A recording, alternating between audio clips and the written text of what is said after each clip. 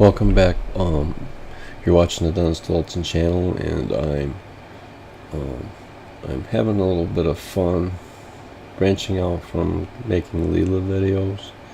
I've been working on solving some LIChess puzzles, and anybody can join LIChess for free, lichess.org, and go into the puzzles and work on them, and hopefully in the process improve your game, strengthen your play. And one thing that I noticed was several months ago I was working on these problems, and I could probably barely do 1850, definitely less than 1900. But since making all the Leela videos and publishing those, having a lot of fun doing that, and following Leela progress through the ranks, and battle all the opponents that I match her up with in arena. I basically watch most of the games. I can't swear that I've watched all of them, but I watch most of the games, and it's helped me learn more about chess. She basically makes some combos that I never dreamed of, and attacking. She's a phenomenal attacking player, and so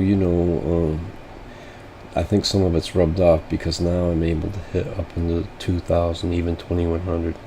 So I thought, maybe as a spin-off I would just do some problem solving videos and make them short, 15 minutes to a half hour. Do like 3 problems, and these are geared for people below 2000 or below my skill level. And hopefully if you watch these, maybe you'll get some ideas on how to solve these problems, and improve your problem solving skills, especially for people that are below me. If you're above me, you already know how to analyze positions and rip them apart, and so you won't get anything out of these videos. But I'm hoping that there's some people out there who will, and it'll be helpful for them, and that's my motivation. So and plus I'm doing this in real time, so I probably won't get all these. I probably won't solve all these problems. So maybe you can learn from my mistakes too. So that's my intro, and so what I plan on doing is maybe make a few of these videos, and if I get any hits and subscribers, I'll keep doing them. If I don't, I'll just drop the whole idea and go back to just making Leela videos. But one of the motivating things is I'm not really getting, my channel's not really growing. I'm not really getting a lot of subscribers. It took me like 4 months to get 100 subscribers. At that rate, I need about 3 or 4 years to hit 1,000 subscribers that you need to monetize your channel. And my goal is actually 1 year. So that's another motivation for making this branching out from Leela type of video, to see if there's any interest in it. I know there's a huge amount of interest in Leela right now, so I'm not dropping that line of videos. I'm going to continue making those as well. So that's the end of my intro, and now we're going to push on with the actual content. So if you enjoy these videos, please subscribe to my channel if you haven't already. Maybe like the video and share it with a friend.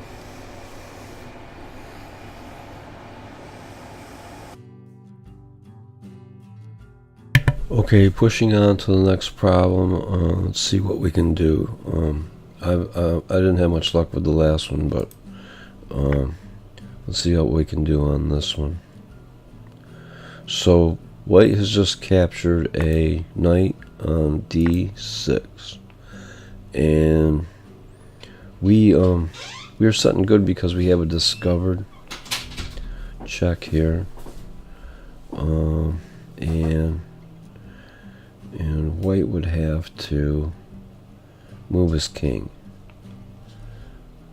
It's not a double check, but there's no way to interpose defense. So white would have to move his king to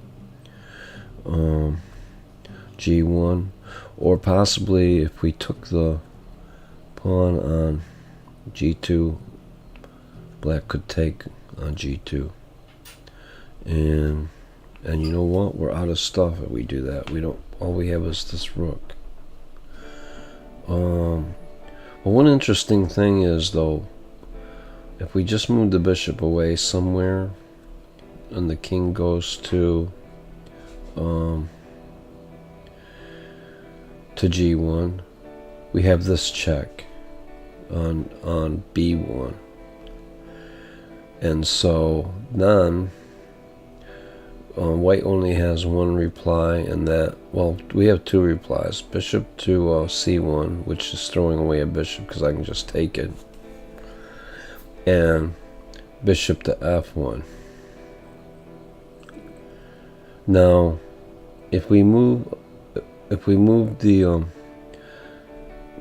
I think it would be smart to move the bishop to g4, because that way the rook can take the bishop, and the first reply is king takes bishop, and with the bishop here, this square is covered. It's no longer an escape square for the king, and then the queen can move down to h1, checkmate. So that's going to be my solution. Let's see what happens. This is probably considered an easy problem.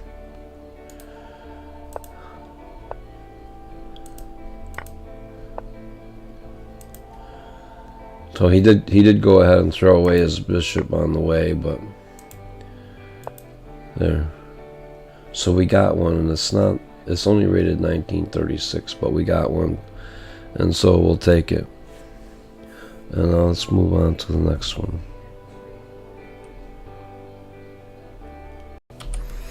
And so moving on to the next one, we were able to solve the last one. It was rather easy. So let's see.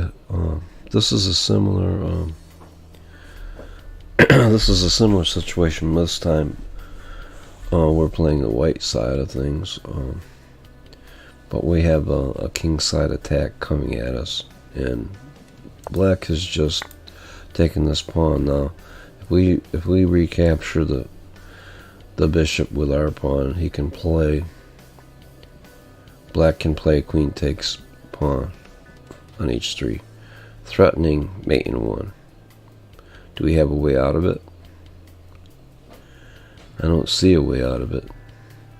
We have a bishop here. I don't think that saves us. The best we could possibly do is just check and throw our bishop away.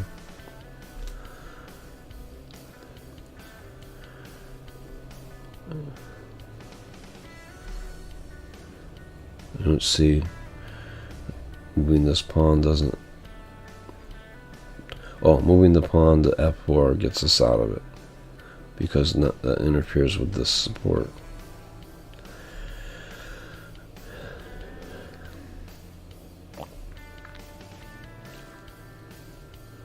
Oh wait, we don't need this. Do we need the support? Yeah, we need the support to do the mate. So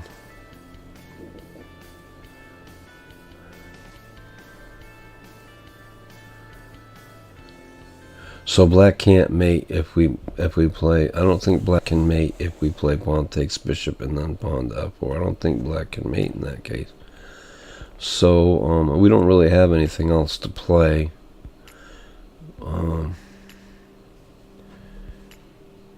If we don't take the bishop, black can just retreat the bishop along here, and then threaten the mate again.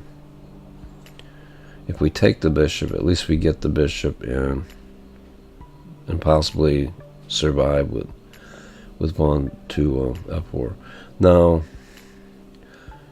black can check on g4, or yeah, g4 with the queen.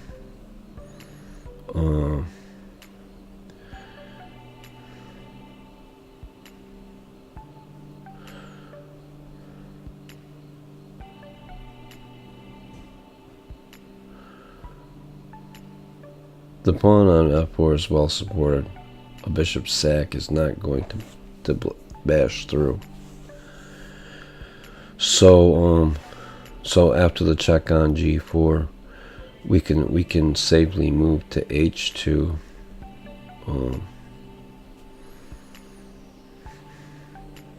Or maybe even h1. h2 is probably better, because then the queen's running out of squares to check us on.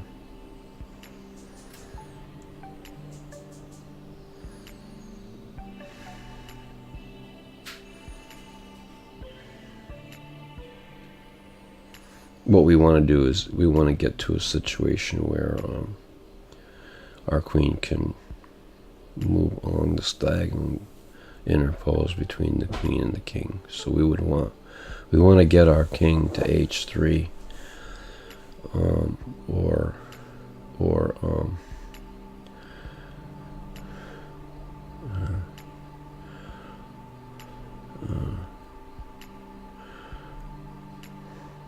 let's see, or basically to a square where black won't be able to check us anymore.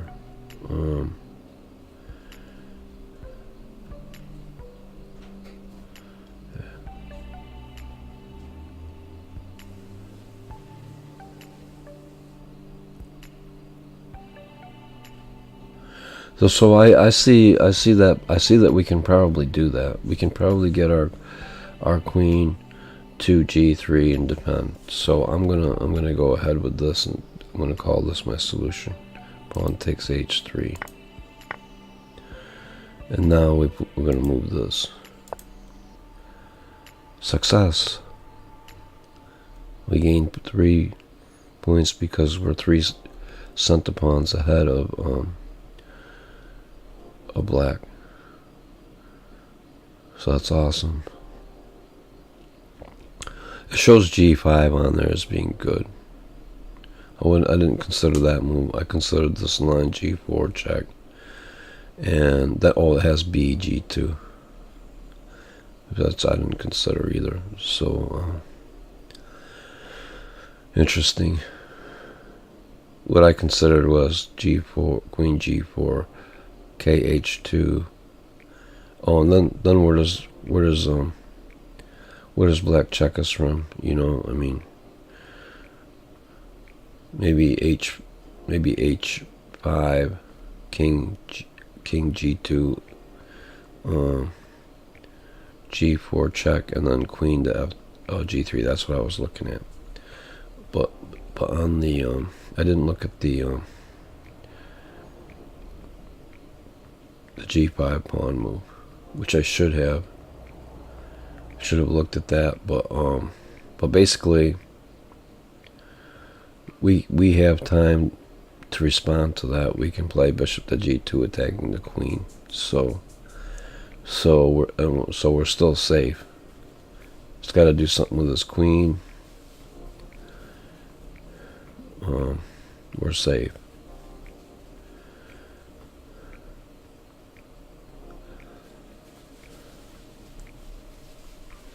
So that was awesome. So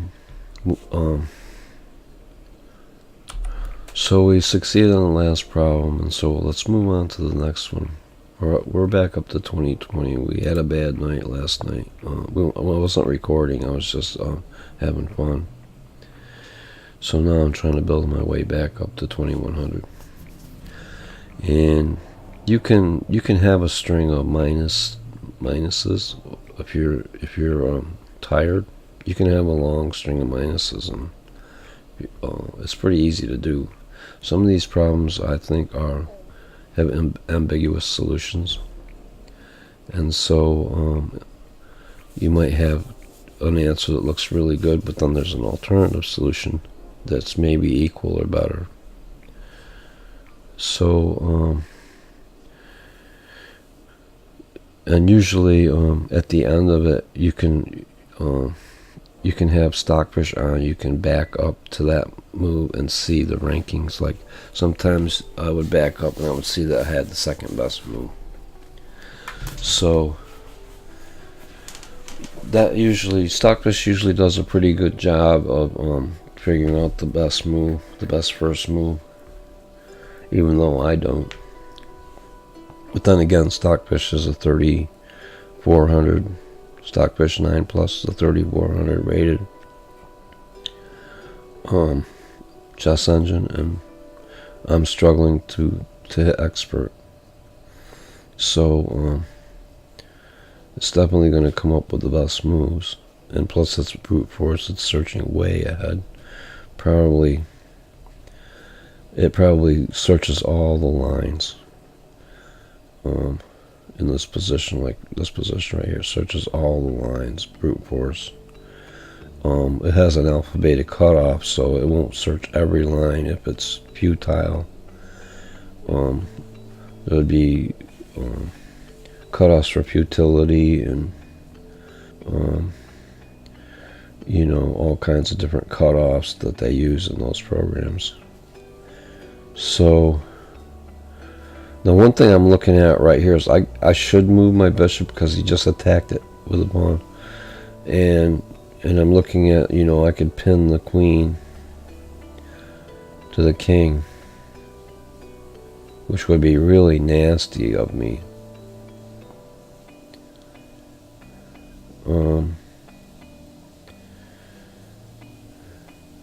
You know, the only thing that stopped me from doing that is this knight. This knight can just, I move my bishop right, this knight can just bam take my bishop. The only thing is, though, I could take his knight with my bishop, and now that possibility is gone, and at the same time my bishop's attacking his rook. So if he takes the time to capture my bishop to prevent the pin attack on the queen, then I can just play bishop takes rook, and I get a rook and a knight for this bishop and this bishop, because he's gonna recapture that. So I'm giving up both of my bishops for a rook and a knight, which I win the exchange on that. Plus, I get to take this pawn, which is a very valuable pawn because it's in the center and it's moved all the way across the board. It has a lot of tempi invested into it. So that's going to be my solution. Let's see what happens.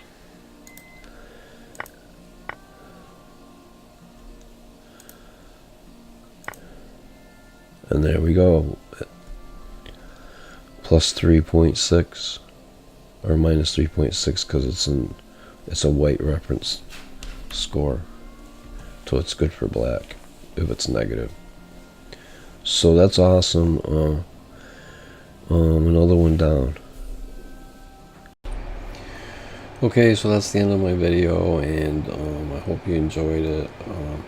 I definitely enjoyed making the video, and I'm hoping that if you like these videos, you'll subscribe to my channel and share my videos with a friend. And thank you for watching.